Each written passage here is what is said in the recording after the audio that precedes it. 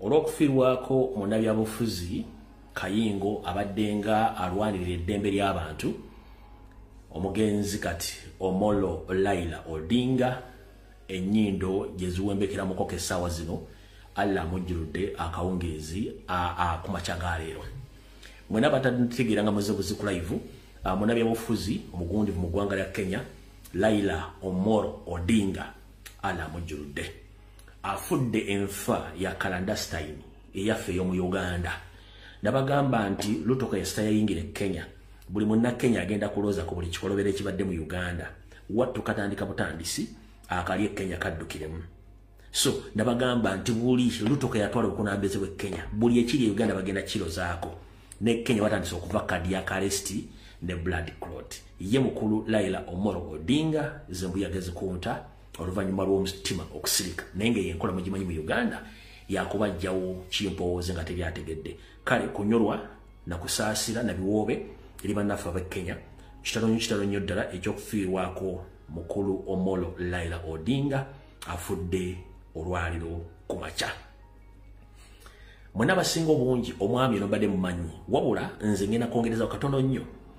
Omwami ono yalina ensobi ze yakola ze ziruwa yali ambadde Kenya olukwe bwe yakkiriziganya okukola ne Ruto era n'akola ensobi n'akkiriziganya okusinkana ne Museveni ku faamu ye ekisozi ne bamuwa ddiiru ey'okufuuka president wa African Union. Meeting eyo mwagira n'ebifaananyi mwabiraba okuva lwe yava mu meeting eyo byalyayo oba byalya mu State House kwe kubadde okuvaako okuzikirira kwe mpaka olwaliro kubanga okuva lwe yava mu meeting eyo kuva mu kalulu kali ka African Union teyaddamu kubira kyekimu ye teyamanya ngera Museveni gwaga nti akakadde akalina emmere ku kyalo tekabulwa wekakwasa kati ne Raila Odinga teyategeera nti omusajja gwadiringa naye mukwano gw'oli bajjamu mizomusu era bagumizizza wabula mu nkola omwami ono yono wano Raila Odinga amaze omubika nti agenze aseredde olwa cardiac arrest wano yali yeeyimbira akayimba nga ndozali yeewulira wano yali yeeyimbira akayimba down the Bay of Mexico where the sun shines daily on the mountain top. I took a trip on a sailing ship. When I reached Jamaica, I made a stop, but I'm sad to say I'm on my way. I won't be back for many a days. My head is down, my head is turning around. I had to let a little girl in Kingston town. Yali yeeyimbira akayimba wabula ng'omanyi nti omuntu teyeefiira omukulu ono ku lukuŋŋaana olumu yakitegeera nti baagala mutta era yamentioninga nti Ruto ayagala mutta manyi ffe tukuwa obujulizi na buli kimu kye kibeerawo okutegeeza.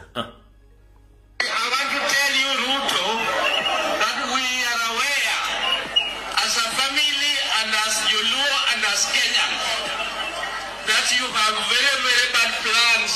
You want to finish the life of Raila. And Ruto, we are warning you.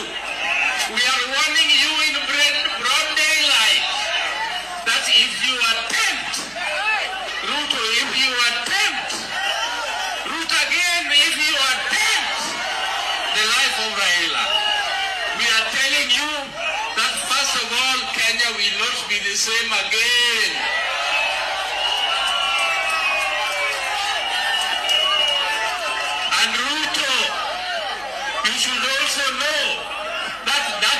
The beginning of the end of your rule as a president of Kenya.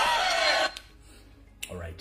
Bamu kuba comrade ba mugenzi Omolo Raila Odinga abali bategeeza butereevu tibamanye enteekateeka ya Ruto ey'okutta omugenzi Raila Odinga aba comrade be nga nze bwe nzija ne mbagamba wano ebigambo ne mugamba lumbi alabika yeefumba lumbi alabika yeefumba. Bano ba comrade ba Raila Odinga bakyogera bagamba Ruto tukumanyi oyagala kutta omusajja era amaliriza amusse kuba kati bw'otunula Kenya ani aliwo w'amaanyi ng'enkola ebibadde Uganda jjawo buli aliwo w'amaanyi. Gino gye miranga n'ebiwoobe ebibadde mu maka ge gy'abadde awangalira.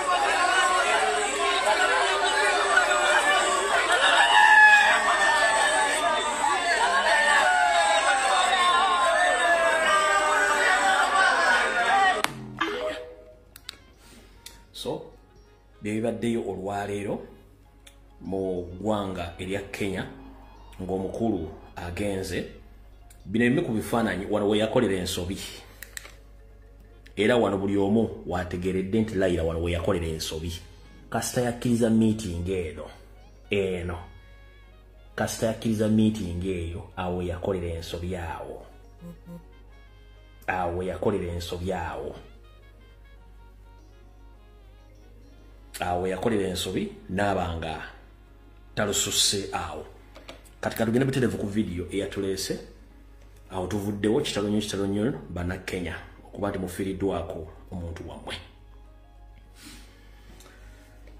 ndowooza kansoke mpiseewo okwemulugunya kuno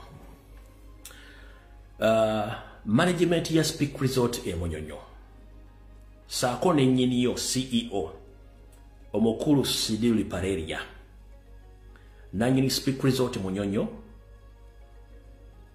ba member of staffs ne bana Uganda mwenna saako n'abawagizi ba national platform hoteli ye Munyonyo ekuumibwa basirikale ba SFC olunaku lwajjo waliwo munnauganda munnaffe amanyiddwa nga Bawaz Akram onabadde muvubuka wa nkyukakyuka naye ng'akola ku Speak Resort Munyonyo yava gy'avudde ng'azze ku shift ye wabula yajja n'ebipande bya President Robert Kyagulanyi Ssentamu n'ebibye byali bagenda okwesimbako n'agamba ebipande bino kambirike wano ku gate ya security ngende nkole bwe naamala ebipande byange mbitwale n'abagamba bwe lwakiri kankubire boda egyetwala ebipande byange bino ne bamugamba kabisigale wano ne bisigala ku gate n'ayingira aba yakayingira okukola bwat nga yakayingira okukola yoyo aba yakayingira okukola bwat amagye ga SFC ne gamukima yoyo amagye ga SFC ne gamukima ku mulimu ne bamukuba bubi nnyo okubula omutta yoga essaawa zino ntegezeddwako nti bamaze onakuva jjo tebamanyi waali naye ntegezeddwako nti ayinza okuba ali ku ntegezeddwa nti ayinza okuba ali ku Kabalagala police station gyali mu bulumi bw'ekitalo naye nga abasirikale ababadde olunaku lwajjo nga mukola ba SFC nga mukuma Speak Resort Munyonyo eya Sidili Pareria okuba Munnayuganda nga talina musango gwakoze olw'endowooza n'ebipande byabadde aleese nga tagenda bingiza mulabiresi ku gate yammwe ekimenya mateeka so mukulu Sidili Pareria wonna wooli nanyini Speak Resort Munyonyo abakozi bo abakukuuma Museveni ba SFC bakubye Munnayuganda katono bamutte ali ku poliisi ewatali musango bamukimye ku ddute munda bamukuba seriously era katotogera Kabalagala police station nga talina musango gwakoze olw'okuba nti yayagala nkyukakyuka ne mukuba omutuusa ku ekyo mukulu Sidili Pareria wano wafiira mutabani wo wakaba amaziga naye ng'okimanyi bulungi nnyo nti kyakuluma si buli muntu nkyakola mu kampuni yo agenda kuba nti alina endowooza yeemu naawe oba ne gavumenti yammwe gye muweereza buli muntu alina eddembe lye okuwagira omuntu gw'ayagala as long as takoze fujjo batakoze eki omuvubuka yali respecting the order epande n'abireka ku gate n'agenda akole yadde alina ne chance ekubirwa bona bikime bawo ne bamugaana kiki ekyabatanodde bava ku gate bayigire munda bamukime ku workstation ye n'omukuba okwagala omumotta nga bamukubira ebipande bye ebintu bino bibi Sidili Pareria tukozeeko profile ey'ebikolobero by'okoze ku Bannayuganda nga ne bwetwogera olwaleero URA yajja ekizimbe kyayo kye badde ezimbye Nakawa nejjamu equipment zayo n'ebintu byayo ne bakuwa ddiiro bapangise ekizimbe ky'ekipe kiri mu Kampala ebintu bino tubiprofilinga ne mutukwata empola Sidili Pareria ne banno ababbi bannammwe tubategeeza ekikolwa eky'okkuba omuvubuka ono nze nsi ngitegeezezza famire y'omuntu ngitegeezezza n'Abannayuganda bategeezezza mwakubye omuvubuka gwe bayita Bawaz Akram nga talina musango olw'okuba nti awagira nkyukakyuka olw'okuba nti addakola mu Speak Resort Munyonyo ekyo kikyamu awo tuvuddewo katugende wano mwenna mukimanyi bulungi nnyo bwe nabanyonyodde wiiki eno nga mbagamba nti mainstream media, ba YouTubers, ba bloggers, ba ene propagandalists bagenda kochupayinga mainstream media, bochupayinga social media batandika kokola kye tuyita pure blackmail propaganda against national platform. Kigenda maaso.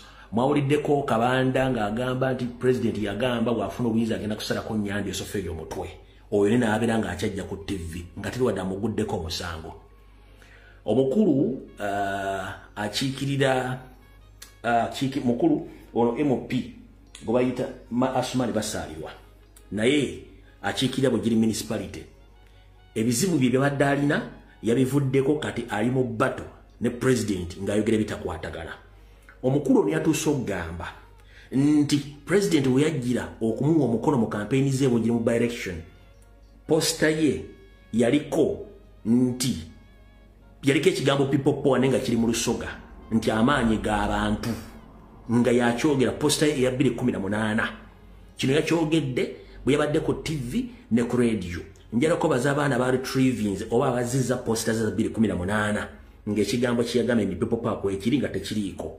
Mwaifu bantu jja beso bulampolampola. Mwena jala mwetegereze post eno eriko people power.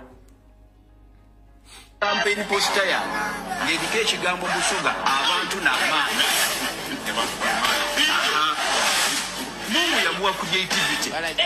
Ambuza abantu n'amaanyi ngaba abantu mu Busoga mu Luzungu zipipa. Amaanyi is power.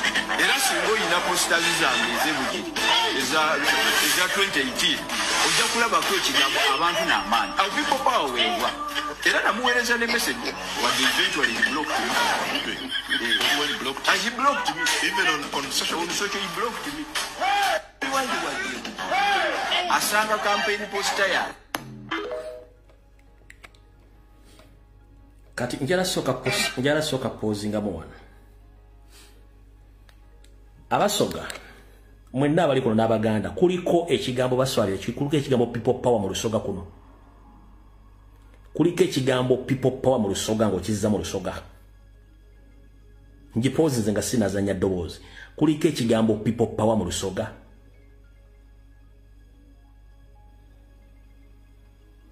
Kuliko ekigambo people power mu photo screening. Kuliko ekigambo people power.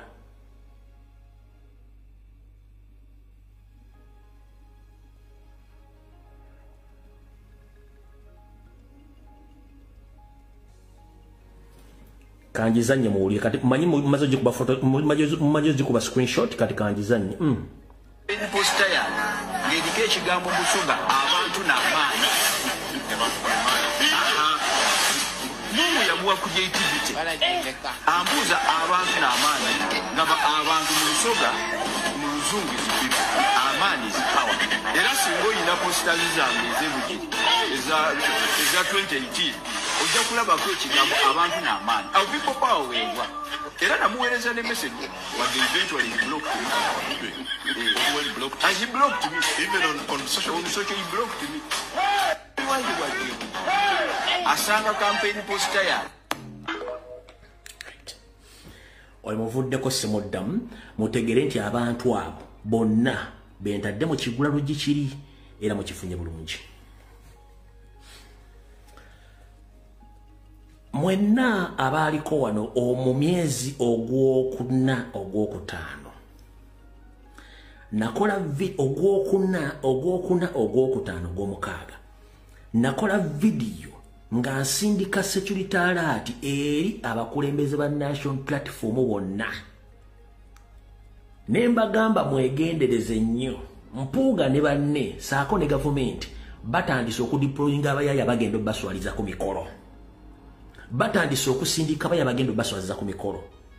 Nengamba Muwanga Kivumbi bakuteeseteese okutta nenga bagendo okutta be bakyali wali nabo mu kabinja kaaki ka BP buloka bewaddukako. Nengamba Muwanga Kivumbi essimu yange eri public kuba essimu yange nkubuulire Muwanga Kivumbi teyakuba ssimu yange. Nkiddamu Muwanga Kivumbi teyakuba ssimu yange. Nensirika simanyize sireka n'abantu nenga kiri kye nabagamba bonna begenze bagenda baswalizanga ku mikolo nga bampuge bakikoze NRM n'akabinja akali emmengo. Kati guess what? olwaliro Muwanga Kivumbi abadde agenzeko ku district abadde agenzeko ku district kyebakoze Muwanga Kivumbi enku ekikola baana baayo area MOP abadde agenze ku ggombole mu kyebamukoze nkoko baana nenga namugamba essimu yange eri public nkubira nkubuulire yagaana nenga ba MP ne ba councillors bafe mwegendeze nnyo emikolo abasajja b'Emmengo abasajja ba NRM bagenda sindika bakuligazo bakube n'agaana kyebakoze Muwanga Kivumbi uyo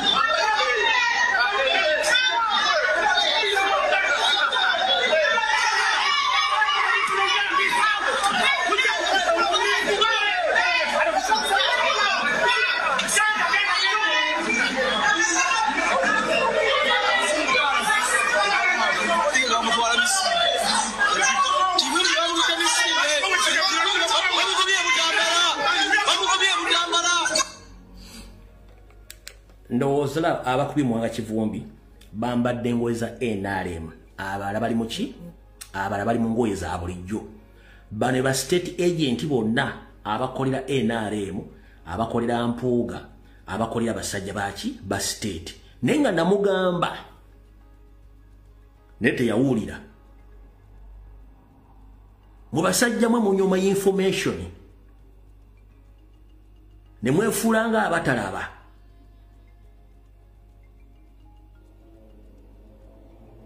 nkabaddiremu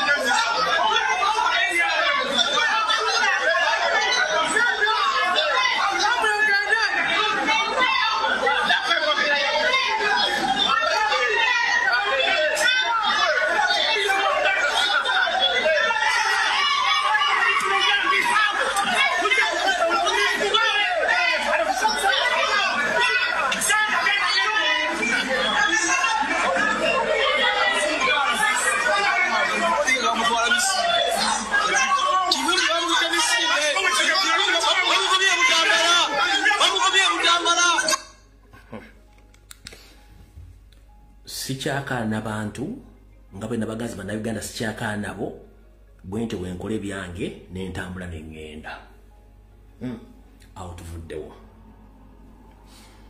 bwe tumala okuvaawo kamala okujjamu bino ebyabasaalirwa n'omuvubuka ono sipiikiriza oti gwekubye n'amusanga mu inbox kuba budde nabutono alright mala omujjamu okulia tige space kati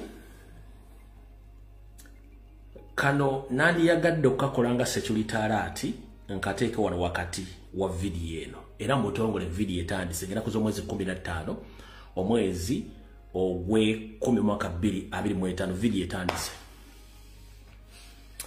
abadde bajja bangoberera okuva mwezi ogwokutaano najja ne mbagamba nti banka zonna ezisinga mu Uganda zonna Museveni yaziyingiramu era nga bamanagers abaterazi badirector basinga obungi bakabano nga kiki Museveni yakikola nga ayagala okusuula banka ezo n'endala ng'atadde mu baspies be bamanye butya bagenda okontrolinga ensimbi ezingira n'ezifuluma nabaani ab'okubba ensimbi kubadde mbadde mu kulaba nababamenyera bank nabagambako Centenary nembagambako Equity nembagambako Stanbic nembagambako Post Bank kati era mugenda kutya wulya mugenda kutya okuva mwezi gw'okuna nwana ne Post Bank Uganda era najja nembagamba nti bank eyo bagenda gikyusa amanya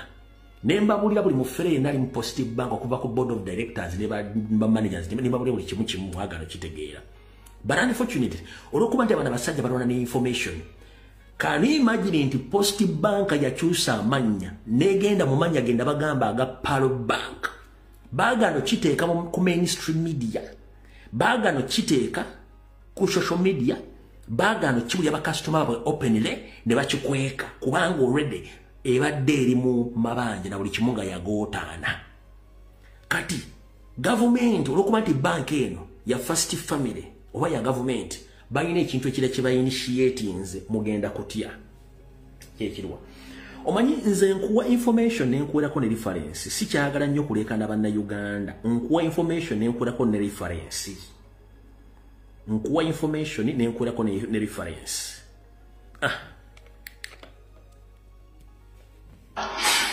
Post Bank bwekatangirira ngenaku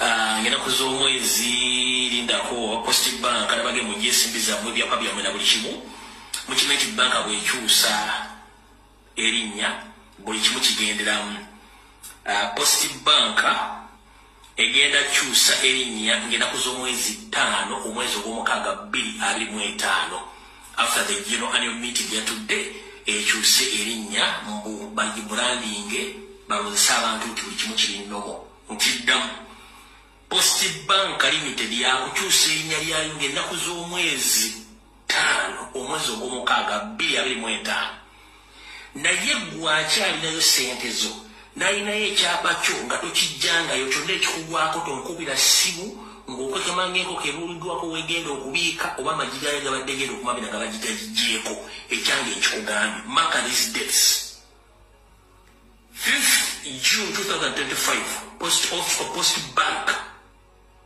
will change its commercial name to Paro Bank. So whatever happens, I'm less concerned. I've given the all information 2 months now. I'm exposing a party Post Bank. Mugani kutegera kana mujja kajja yokulanda kuzo mwezi 28 ogwokutaano 2025 mbagenya nakuzo mwezi 5. Eno video najikola nakuzo mwezi 28 omwezi ogwokutaano nembagamba nti Post Bank genda kyusa erinnya ennaku z'omwezi 5 mwezi ogw'omukaaga. Post Bank yagaana okuteeka official commercial name yayo empya egiteeke ku Google egiteeke mu public ne bakasitoma bamanye kyekola esindika message bwe mala okusindika message ne bategeeza nti twakyusiza erinnya ne tuva mu linnya lya Post Bank ne tudda mu lya Paro Bank. Ekyo si kyekikulu kyekiriwa nze naawe tukimanyi nti mu nkola ya bank ng'ewola ssente abantu banoonya bank okugenda okusaba looni nkiddamu ffena tukimanyi nti mu nkola y'abantu okunoonya looni abantu bagenda ku bamoney lenders oba bagenda mu bank okwewola looni wabula kati kikyuseemu kitya nabagambye Museveni alina ssente ez'okugula ettaka lya Buganda lyonna nkiddamu Museveni alina ssente ez'okugula ettaka lya Buganda lyonna eddala bagenda kubba libbe eddala bagenda digula kati mu Post Bank baataddeyo ssente nga main interest ya kuwola abantu bonna abali mu Buganda ensimbi mu disguise batwale ettaka lyabwe bagenda kikola batya wuliriza gwe Muganda ngali mu diaspora ng'olina ssengaawo olina taatawo olina maamawo olina mugandawo ng'ali mu Buganda ng'alina ettaka wabula ng'ensimbi zimwetakuza lujjo mugambe waliwo ekigenda okujja nga kyatandikidde Ziroobwe ne kigenda mu bitundu by'emukono eyo kati kyatandise ne Luweero kitya Post Bank gye muyita Paro Bank kati egenda etuukira bakyamani b'ebyalo byonna mu Buganda bakyamani b'ebyalo byonna mu Buganda nga babuuza bantu kikuno abagundiivu abalina amataka bachairman okuba nawo ogwokulya gwabatuuka ku bwongo chairman nga batandika okugaba buli muntu alina ettaka kati nga chairman baga nti ffe tugenda kuwayo percentage kati ffe tufune abantu abalina amataka tubawole sente baziwula batya ngenda kuwako simple example bagamba chairman tunoonyeza abantu abalina amataka kati nga bajja bakugamba munnange ffe tuli Pearl Bank eyali Post Bank nti ye munnange tumanyi nti musitwagolinga okufuna ensimbi banki endala zibatawaanya okufuna ensimbi nti nezaffe nyangu nnyo nimuzigaba mutya nti oyina endagaano y'ekibanja oba oyina ekyapa nti yesimbirina nti oyina ndaga muntu nti njirina nti oke kale sente mmeka zoyagala tutandika okuwula sente okuva kakadde akakadde kano okasasulira mwaka gumu naye akakadde kano okasasula okasasula mu installment za mirundi ebiri ezitya bwe tukuwa akakadde ogenda tuteramu amagoba ga 10,000 kati okuba tukuwadde akakadde tubala emyezi 6 awo n'otuwaayo 5,000 kitegeeza obaddiza capital wa 5,000 n'obala n'amagoba gaabwe ekitundu kyabwe kya 5,000 mwetano gyosasula after 6 months kati oluvaawo mbuli bakubala emyezi 6 bwe gituuka era ng'oleeta emitwalo gyabwe 5,000 nga kadde kaabwe kamu 10,000 giweddeyo after one year kati ekyo kibale nti kigenda ku buli muteeko gw'ensimbi z'oba oyagala z'oba osabye kati akakodyo kali luddawa mwenna mukimanyi bulungi mu nteekateeka ya banka za Uganda eziwula ssente olunaku lw'ostadde application ya loan n'etambula n'ekula sente z'osabye oyinza okuba osabye miliyoni okomekeza ofunyeko 8,000 naye ng'olina osasula miliyoni interest yayo bank loan etandikirawo okubala how come nti Post Bank yezze ng'egaba loan nga nzijuvu n'ekuwa ne interest rate entono n'ekuwa ne duration ennene ng'ate ekuwera myezi 6 okusasula gwe bw'oggula obwongo bulooza kiri kitya jjukira bank yeekugambye egenda kuwa sente ezo kati n'endagaano y'ekibanja naye bagitwala n'ekyapa nakyo bakitwala kati akakodyo kaakano gw'ojja kuwaayo endagaano yo bakuwa akakadde k'essente oba zonna z'oboose bazikuwe wabula mu mpapula z'ogenda okusayininga terms and condition tebagenda zikusomera wayitewo akaseera mpawuka bage munnange ate munnange sente banka bintu wasayininga amateeka gaali gasoma ABCD kitegeeza nti olemekeddwa okusasula sente mu budde sente banka esazeewo egenda tutwala bintu byo bakujje ku ttaka buli kimu bakitwale okwetoola Buganda owulire emiranga kino kyefaananyizako nekyaba money lenders across the country kati bakiyisiza mu Pearl Bank gye nakuba nga bagiyita Post Bank kati gwe kyali wange muganda ngali mu diaspora gamba taata osengaawo bambi tageza neyewola sente mbegayiridde ene si kuba business nsevinga mu na Uganda teri TV egenda kusevinga teri radio egenda kusevinga teri blogger mulala agenda kusevinga nze nkugambye wano bambi mugume ekikutobodde kigenda buta bagenda batwalako ettaka lyammwe lyonna ku busente mpawo kaaga naye nga jjukira nabagamba nti egenda kukyusa amanya tebakiteeka mu public domain babasinkira nemesi baga nti customer twagala okutegeeza nti banka twagikyusiza okuva ku Post Bank okufuuka Pearl Bank era osobola okukola sente mu saa yonna naye nga mu official statement tebakyogerako ku TV oba ku radio oba mpapula zamwe zonna nti Post Bank yakyuse kubanga balwanyisa information egenda bafulumyako emyezi ena emabega gye balwanyisa nga tebaagala kulwana lumbuye mbagenda omusajja yogedde information kati bisigadde mumanyi nze mbagambye ebyange mbyogera kati ng'omusezi akola ki ng'omusezi agula siyani nti ngenda kulirako bantu bange awo tuvuddewo tugenzeewa tugenze omanye tugere ku speed ya yiriiri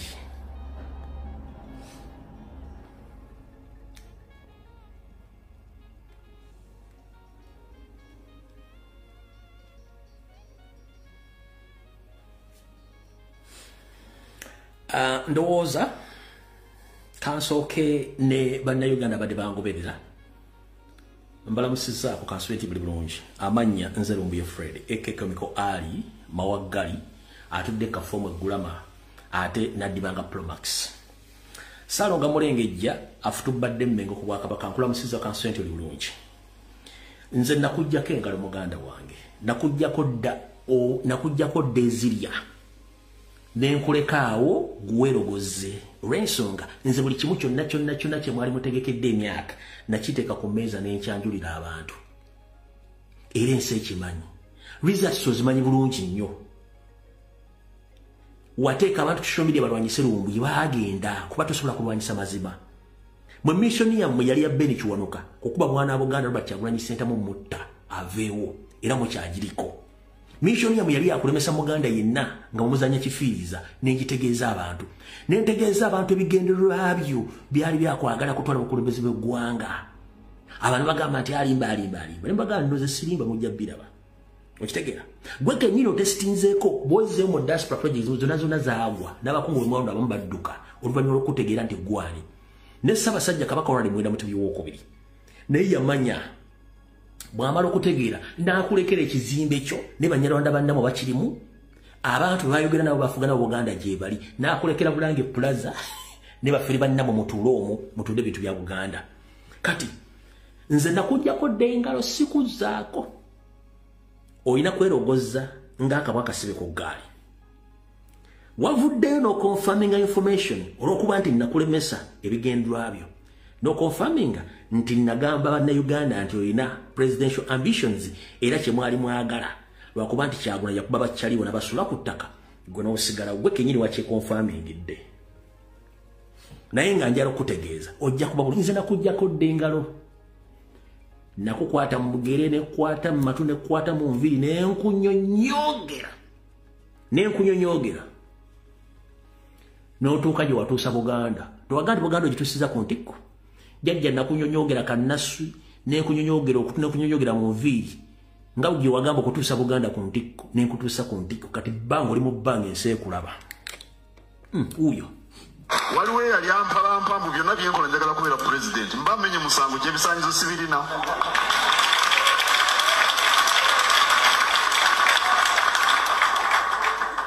Oba alowooza nti owa pulezidenti bwansikirano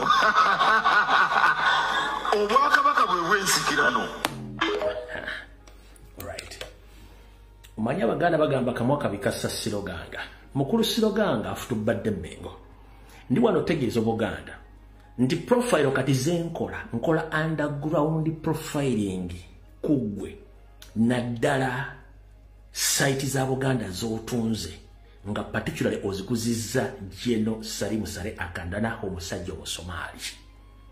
Data ina gwe nkuŋŋaanya kati simuteeka na ku media mu syndicat direct gy'alina okugenda mu ba investigators mu archive za Buganda eziri security z'otamanyi nga buli ewali ekintu kya Buganda kyonna ekyenkizo okuli embiri okuli ebibira okuli ensozi amayinja ag'ennono gonna ge watunda n'ogagweza Salimu Sale kati nga bagakuba mu mayinja agakola chorus byonna biprofiling nga n'ebisindika gye birina okulaga. Si kyalina buddewo. Njagadde kutegeeza abantu nti gwe kennyini wa confirm the information gye badde nkwogerako kati ebisigadde si kyakwogerako. Kati nkola calendar style wansi gwe jangu eno waggulu oyogere wabula ensi ekula waggulu kati buli maawa. Era nategeeza n'Abaganda nti otambuza omusajja gwe bayita Kawuki tunyo mix bw'oyagala akuddire singa bakufuumula dda. Oyo Kawuki alina otunyo tumulinga otw'emmese gwotambuza Baganda mbono bwe bangobye yayinza okufuuka Katikkiro nze gwe mpositinga. Ebyo ojja bigamba nnyoko so si Baganda. Owulidde bulungi nnyo. Nze nakujjako engalo nakutuusa watuusa Buganda waga nti Buganda agituusa ku ntikko nange nakutuusa ku ntikko. Okitegedde bulungi nnyo byebyo awo tuvuddewo nawo. Bwe tumala okuvaawo olunaku olwaleero enkwezi engezi kyavaayo. Ssewanyana olwaleero Butongole alangiridde nti agenda kwesimba okubwa Namunigira okukiikirira Makindye nga talina gwe yeebuuzizaako.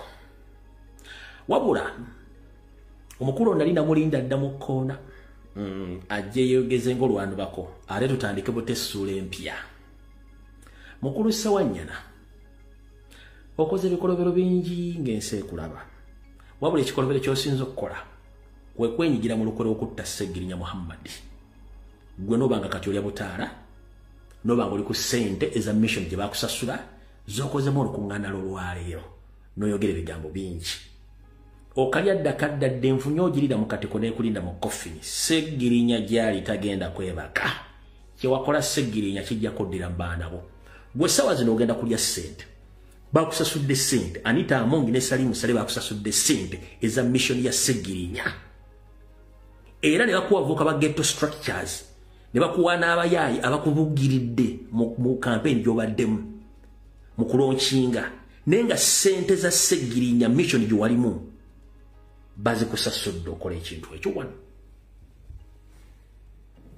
mwali ku same file mwayisibwa kyekimu nga gwe bogamba abantu but unfortunately tewali kyakolebwako togendangako mu ddwaliro lyonna kebera ensambya wajjanga mu public ng'okutte wano kumbe kano kaali kaki kaali kabadi buli kintu ekyo kyali kisigala kifulumye nga bwe kirina okutambula nga Anita Amongi akufacilitatinga ne state tofunangako genda kuwa bweru kusaba bbaluwa ekutwala kugenda bweru kujjanjaba further treatment nga Seggirinya gwe n'osigala ng'otambula kubanga mission wagimanya wagisoma bulungi nnyo in fact transcript oba olugero lwonna nga baalubala okugyawo Seggirinya nyongera otegeeza public omu ku beenyigira mu kutta Seggirinya